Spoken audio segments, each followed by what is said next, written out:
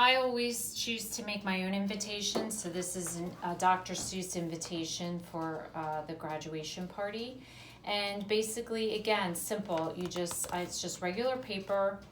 You find the border online, copy it to a Word document, and then just put your own type in to the blank space and print it out on your printer.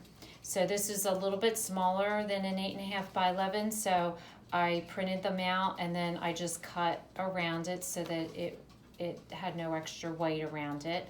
And then I got these envelopes from Staples so that they matched. And just make sure when you're doing your invitation that you check out the size of the envelope before you design your invitation, because you can enlarge this or make this smaller.